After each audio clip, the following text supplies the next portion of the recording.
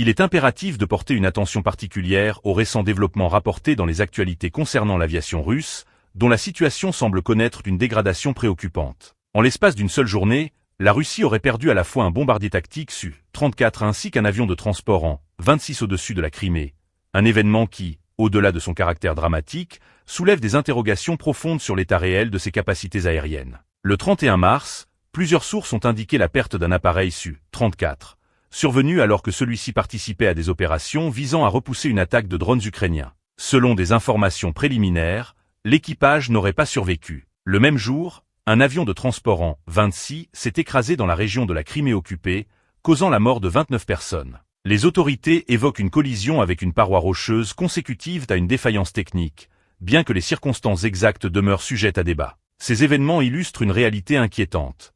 Une part significative de la flotte aérienne russe repose encore sur des appareils hérités de l'époque soviétique, aujourd'hui largement obsolètes. Les An-26, en particulier, constituent un maillon essentiel de la logistique militaire russe. Conçus pour transporter jusqu'à 5 tonnes de matériel, ou encore plusieurs dizaines de soldats, ces avions jouent un rôle crucial dans les opérations de soutien. Pourtant, leur âge avancé et leur usure structurelle en font des équipements de plus en plus vulnérables et peu fiables. Depuis l'effondrement de l'Union soviétique, la Russie n'a pas réussi à renouveler efficacement cette composante de sa flotte. Les tentatives de remplacement, notamment par des projets comme l'Il-112, se sont soldées par des échecs. Cette dépendance à des appareils conçus et produits en Ukraine, notamment par le bureau d'études Antonov, accentue encore davantage les difficultés actuelles, dans un contexte de rupture totale des coopérations industrielles. Parallèlement, la perte d'un Su-34 représente un coût sévère, tant sur le plan opérationnel que financier. Estimé à environ 50 millions de dollars par unité, cet avion constitue l'épine dorsale des capacités de frappe de l'aviation russe. Polyvalent,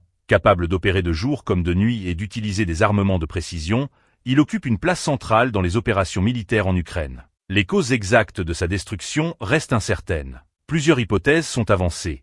Une interception réussie par la défense aérienne ukrainienne, un engagement avec des moyens aériens adverses, ou encore, scénario particulièrement préoccupant, un tir fratricide dans un contexte de forte tension opérationnelle. Le silence relatif du ministère russe de la Défense et des médias d'État alimente ces spéculations et suggère une volonté de dissimulation. Au début du conflit à grande échelle en Ukraine, la Russie disposait d'environ 120 appareils de type Su-34. Les pertes accumulées depuis lors, combinées à une capacité de production limitée, réduisent progressivement le potentiel de cette flotte. Cette érosion continue affaiblit non seulement les capacités offensives, mais révèle également des fragilités structurelles plus larges au sein de l'appareil militaire russe. Dans ce contexte, certains observateurs évoquent la possibilité d'une mobilisation accrue pour compenser les pertes humaines et matérielles. Toutefois, une telle décision dépendrait de nombreux facteurs politiques, économiques et sociaux, et reste à ce stade incertaine. Ainsi, ces incidents récents ne doivent pas être considérés comme des faits isolés, mais plutôt comme les symptômes d'un déséquilibre plus profond affectant l'aviation russe. Ils témoignent d'une combinaison de contraintes technologiques, industrielles et stratégiques,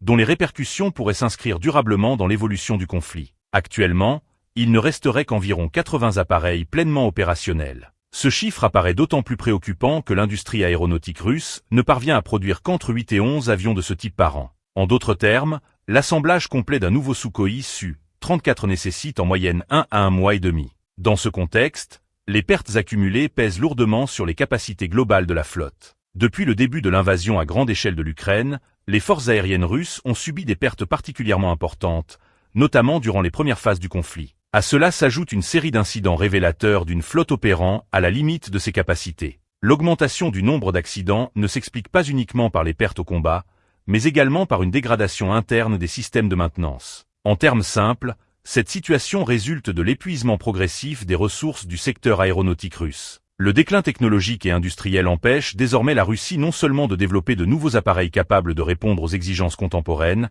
mais aussi d'assurer des réparations conformes aux standards requis. Cette défaillance structurelle entraîne une multiplication des pannes et des situations d'urgence. Ainsi, si l'aviation russe ne s'effondrera pas brutalement du jour au lendemain, elle semble engagée dans un processus de désagrégation progressive. Il s'agit d'une érosion structurelle, où chaque mission aérienne devient plus risquée en raison de la convergence de défaillances techniques et de contraintes humaines. Sur le terrain, la situation reste tout aussi intense. Dans le secteur de Pokrovsk, les combats demeurent particulièrement violents. Depuis le début de la journée, les forces d'occupation ont mené 36 tentatives pour déloger les troupes ukrainiennes de leur position, notamment dans les zones de Rodinsk, Pokrovsk, Kryichin, Kotlin, Udakne, Mouravka, Novodetsk et Filia, ainsi qu'en direction de Betsk, Shevchenko, Novopavlivka, Orodnia et Novapavlivka. À l'heure actuelle, ces affrontements sont toujours en cours. Dans ce contexte, le service de sécurité d'Ukraine a profondément évolué. D'un organe essentiellement dédié au contre-espionnage, il s'est transformé en une force de combat redoutable,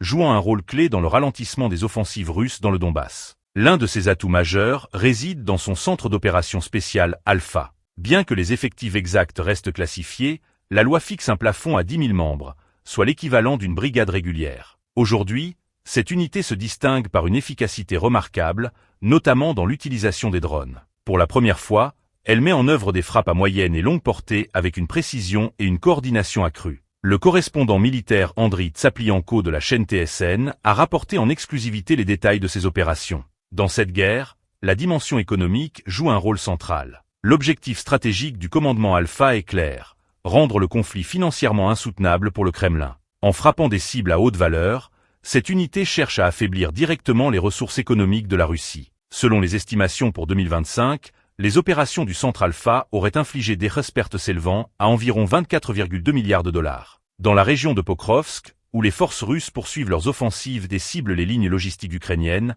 les pertes matérielles s'accumulent quotidiennement. Chaque déplacement sur le terrain devient un pari risqué, les convois étant constamment exposés aux attaques. Face à cette menace, les unités Alpha adoptent une approche méthodique et rigoureuse. Chaque opération est minutieusement planifiée, prenant en compte des variables telles que le timing, les conditions météorologiques et l'intensité des activités ennemies, notamment celle des drones. Cette capacité d'anticipation constitue un facteur déterminant de leur efficacité. Sur place, ces forces assurent également des missions de défense aérienne, interceptant des drones russes particulièrement dangereux comme les Molnia ou les Shahed. Certains de ces engins transportent des charges explosives, notamment des mines anti-chars, ce qui les rend extrêmement destructeurs. Les opérateurs d'Alpha utilisent des drones FPV pour intercepter ces menaces. Équipés de charges explosives de type C4, 150 à 200 grammes, ces dispositifs sont capables de neutraliser les drones adverses en vol. En moyenne, l'unité parvient à battre jusqu'à 300 drones Molnia par mois, avec un taux d'interception atteignant environ 80%.